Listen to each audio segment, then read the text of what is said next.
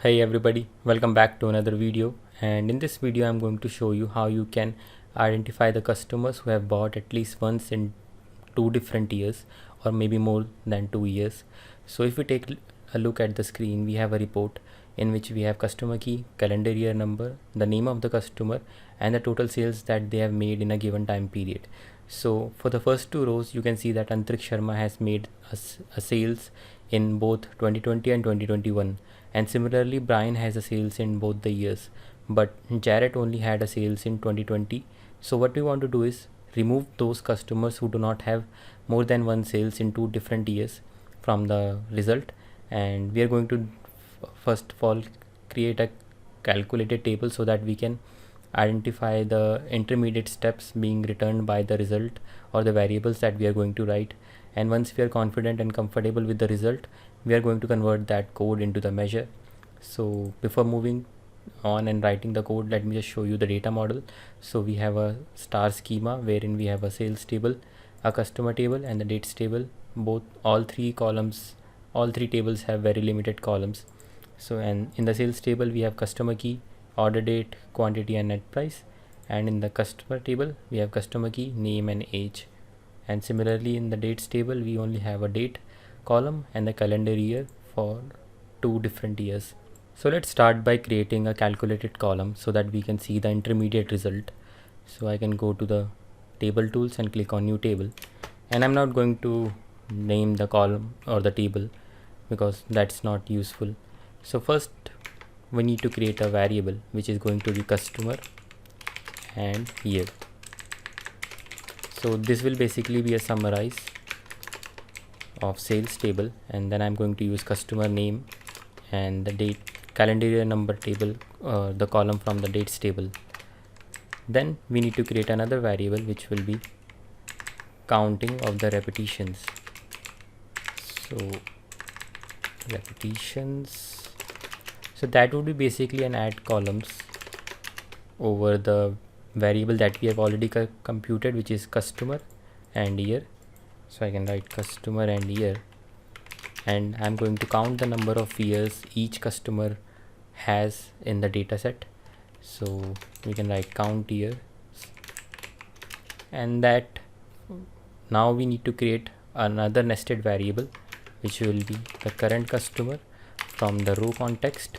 So we will get add columns will create a row context on this customer and year table or the variable, and then from each row that is being iterated by add columns we are going to extract the current customer, which is the customer name.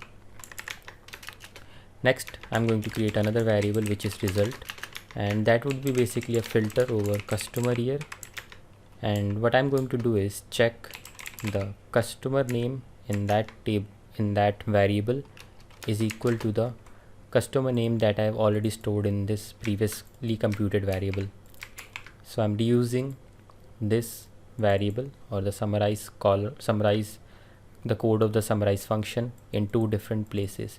So in this summarize I'm going to add another column which is eventually using this summarize for filtering out the result, and then we are going to count the number of the occurrences.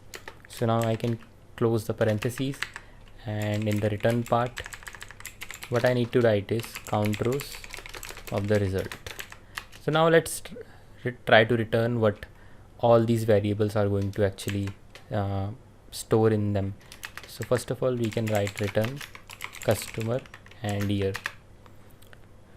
So you can see that for each customer we get the year in which they have made at least one sales, and then let's try to return the count repetitions variable. So you can see that we get another column which counts the number of years each customer has made a transaction in. So you can see that Antrik Sharma has made a transaction twice. Then we have Brian who has made transaction twice, but for Jarrett, as we know, the transaction number should be 1, and hence we get 1 only. So let's move on, and now what we can do is create another variable which will be filter, or I can say restrict result. And that now what we are going to do is simply keep only those rows where at least where the transaction or the count of the years is greater than 1 or equal to 2. So I can write filter count repetitions, and I can use the virtual column that we have created in the previous step, and I can say is greater than 1, and let's see what it is going to return. So if I specify the variable in the return part, you can see that now we only see all those rows where the count of the years is only 2 or maybe greater than 2 if in case there were more than 2 years in the data set for any customer who has made different transaction in more than 2 years. So the last step is basically to return the name of the customer. So for that we can write result equal to, so first of all we are going to select the column name from the restrict result variable. So for selecting a single column or more than one column, the function that you need to use is select columns. So I can write select columns and specify the table in the first argument, and the column that I'm going to extract is the customer name. So I can write customer name, and then what I can do is specify the customer name, and that's it. So I can return the result variable, and the result variable is going to contain some duplicates. So you can see that Antariksh Sharma is appearing twice. So to remove those duplicates, what we can do is use the distinct function. So it will remove the duplicates and only return the unique values. So now you can see that we are left with only 4 different values, and these are the customers who have actually made at least one transaction in 2 different years. So now what we can do is copy this code and go back to our report, and then we can convert this code into the measure. So let me just create a new measure, and let's paste the code in here. At the moment it is going to return the table, but we do not want that. So what we can do is in the result part I can write calculate total sales, and then I'm going to inject the values that we have received from the distinct function into the filter context, and in that filter context calculate is going to evaluate the sales amount for the customers that we have retrieved from the distinct function. And now what we need to do is just simply close the calculate and click confirm. So let's drop this measure into the matrix, and we do not get any result. Let's see the reason why we are not getting anything. So what we can do is, okay, we need to remove the calendar year from the filter context, otherwise the result will not be correct. So the reason why we do not get any result is that in the measure we are not removing any filter from the dates column. So if I take example of the first row, the initial filter context is customer key is equal to 1, calendar year number is equal to 2020, name is equal to Antariksh Sharma. So what is happening is that the summarize column is only getting very limited rows or maybe one row, and in the restrict result variable we are checking that the count of the year should be greater than 1, but that is not possible if we are only getting a single row in the summarize table. Then the count of the years can never be greater than 1. Instead we can write equal to 1. So if I write equal to 1 and click confirm, you can see that we get the result for all the rows, because each of those customers have a transaction in the year that is specified in the second column. So what we need to do is, for now we can remove the calendar year number from the filter context, and later I will show you by adding the calendar year back into the report the result will still work. So what we can do is go to the measure and instead write greater than 1, and let's click confirm. So you can see that now we have received the result only for those customers who have at least one transaction in 2 different years. Now what we can do is test the performance of the measure and try to understand if the code that we have written is optimized or not, and if not, then we will try to make some modifications and try to read the query plan so that we can optimize the code ourselves. So let's extract the performance analyzer's data, and we can go to the view tab, click on performance analyzer, start recording, and let's refresh the visual. And then I can copy the code of the table and go to the external tools, click on DAX Studio, and let's paste in the query and remove the code that is not required. So the top end part is generally used by Power BI to optimize the code so that we do not see everything at once in a single visual. So I can remove the top end because I'm not bypassing the limit of the top end, which is 502 in this case. So let's remove that, and I can remove the define and the var part, and in the top I need to write evaluate. That will fire the code. And what I can do is remove the additional measures that I have and only keep the one that I have created just now. So let's format the code by pressing F6 so that it is more readable.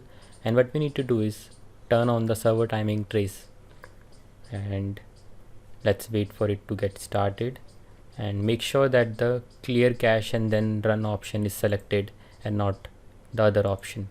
So if I press F5, let's wait for it to run, and you can see that this code has executed 5 storage engine queries. So let's try to read and try to understand what is being executed in each one of those. So the first query says we get customer key, customer name, and the date's calendar year number columns, and then we are joining those columns to the sales table. So you can see there is a left outer join from customer table on the sales customer key. Then we have another join using the date state and the order date. So nothing special here. We are getting these columns maybe for the axis of our visual. And then in the next query we get customer key and the sales amount. So that one must be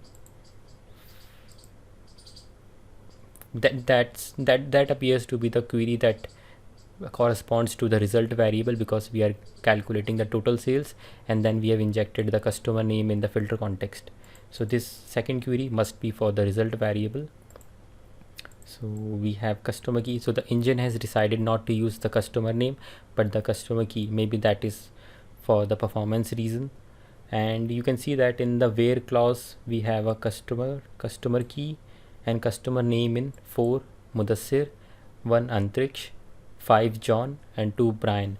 So it appears that before that there is some cross filtering coming from different columns. That's why we see a tuple in the where condition. So in a moment I'm going to show you how we can remove that where condition, and that will actually optimize the code. So the next query shows that we get customer key and customer name, and that might be again either for the access or for the summarized code that we have written inside the variable. Then we get customer name and the calendar year number. So not sure again why we are getting customer name and the calendar year number. Oh, so maybe that is for the first variable. So sometimes it is really confusing and trying to map the XML code with the code that we have written. So most of the time I end up guessing that this must be the query that corresponds to the part of the code that I have written. And then in the next XML code we can see that we get sales amount from the sales table, and then we get a where condition, which is Antriksh Sharma, Brian Julius, Mudassir Ali, John Doe. So since this XML only contains the sales amount, it appears that it is being used for calculating the grand total, because you can see that in our report we have a grand total. So, and also the rows reported by this data cache is only 1. So that must be for calculating the grand total. So let's see how we can try to optimize and reduce the number of storage engine queries. So the first optimization that we can do is, what we can do is go to the measure, and instead of calculating the summarize table or summarize function in the original filter context, I'm going to remove all the filters coming from different columns So for that, what we can write is calculate table, and let's go to the next line, and I'm going to write remove filters sales. So what remove filter sales would do is it will remove all the filters from the expanded sales table. So if let me just click confirm, and let me go to the data model. So what expanded table concept basically means is that all the tables that can be reached from many to one relationship are actually internally become part of the single fact table. So logically you can think that the sales table would contain all the columns of the dates table and all the columns of the customer table, and hence because of that, when I write remove filter sales, what it would do is it would remove filters from customer table, dates table, and the sales table. So let me just show you that now the result is working. And if I bring the calendar year column in the matrix or the table, you can see that the result now starts working once again, because after writing remove filter sales, we are removing the filters from the dates table as well. So the summarize function is now no longer getting filtered by our the calendar year number column. So let's go back to the DAX Studio and see if that has optimized the code or not. So let's press F5 and wait for it to run. So now you can see that only 3 storage engine queries are being executed, and in the first one we get customer name and calendar year number. So that must be for the first variable that we have written in our code, which is summarize sales customer name and dates calendar year number. And in the next query what we get is customer key and the sum of sales amount, which is quantity time net price. And we see that there is a join on the customer table, and in the where condition we only see 4 different values, and these 4 different values are the ones here: Antrik Sharma, Brian, Mudassir, and John Doe. And similarly these values are also injected in the where condition of the XML code. And the last code basically gets customer key and the customer name. So maybe that is either used inside the code internally by the engine, or maybe for computing the access of our matrix. So you can see that by just simply removing all the filters coming from anywhere in the report, we were able to optimize the code a little bit. So we were able to remove at least 2 XML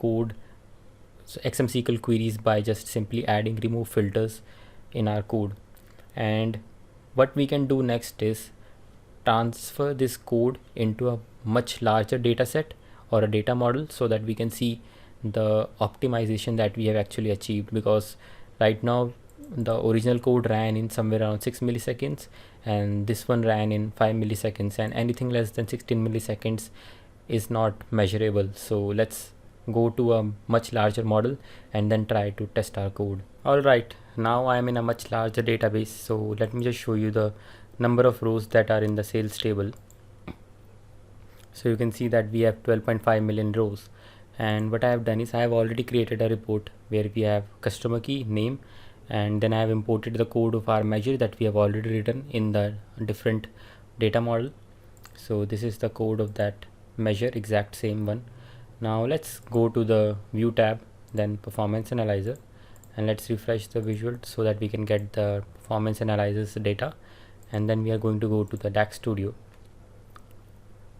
and let's paste in the code, and I will remove the additional code that Power BI generates, and let's clear the code from the top, and then write evaluate. And I'm going to format the code a little bit. Let's turn on the server timing trace, and now if I make sure that clear cache and run option is selected, and if I press F5, you can see that, let's wait for it to complete. You can see that we still are executing 5 storage engine queries, and the total time taken is now somewhere around 313 milliseconds, and we have the exact type of same queries that we all have already seen earlier. So now let's try to remove the cross filtering coming from the different columns by using the remove filters function, so that we can remove these tuples from the where condition. Because you can see that in the total it says there are 18,861 tuples that are being injected in the where condition. So we are going to get rid of that, and that is going to improve the performance. And let me just go back to the report. Let's close everything and let's introduce the calculate table and the remove filters. So I can write remove filters sales, and let's go back once again to DAX Studio and press F5, and let's wait for it to complete. So you can see that now it takes somewhere around 204 milliseconds. The storage engine queries are still the 3, similar to the optimized version that we have seen in the other report, and we get calendar year number, customer name, and you can see that we are in this time we only see those customer names that we are actually returning in the report, and not the ones coming from the cross filter from different columns. And in the second XM SQL query, you can see that we get customer key and the customer name, and the structure is exactly the same that we have already seen. So you can see that in a much larger data model the difference is much significant, and by being a little bit creative and thinking about all the aspects that can impact the code that you're writing, we were able to reduce the storage engine queries and optimize our code as well. So that was all for this video, and if you have any questions, just let me know in the comments section, and I will try my level best to answer your queries, and I will see you the next time. Until then, have a great day.